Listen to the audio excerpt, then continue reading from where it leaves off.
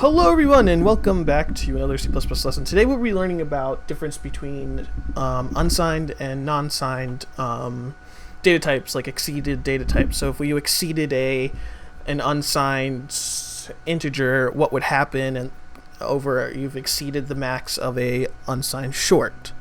So what we're going to do is, like always, we're going to do a pound include IOStream. And then pound include C limits using namespace std int main, get our main so we can run our program, return 0. Okay, so what we're gonna do essentially is we are going to make two values. So we're going to just say Sam, or short Sam equals short max. So she has the max. And then we're going to do an unsigned short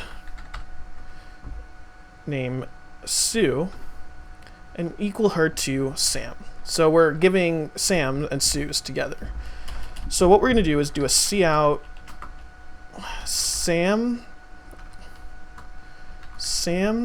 has this much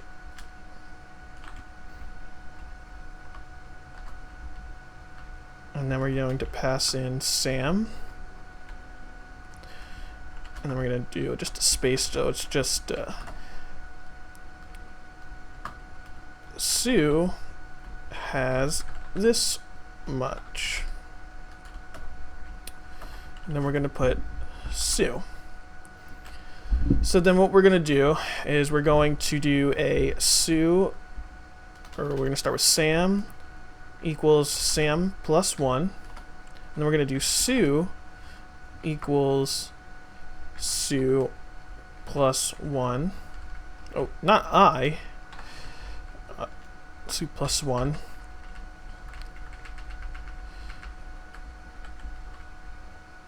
And then, well, hold on one second. We got to do a endl.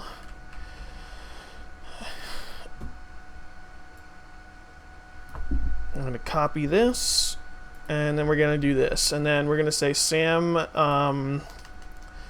deposited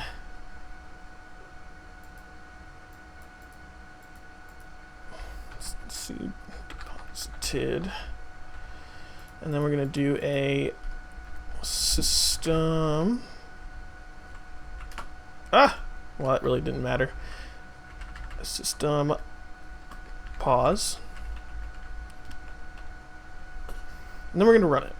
And this is what's going to happen. So when you run it, Sam has a 32,767. I don't know where I got 3,000, and it's the same. But then Sam deposited this much, and then Sue deposited this much. So what happened is Sam is a short, right? And Sam went over the max. So because it was a short, Sam it overflowed and it went to the most negative number. And that means that it's going to go back to its minimum. And then Sue deposited 3,768, meaning it's an unsigned. Oops, did I get rid of it? Oops, okay, let's run it again.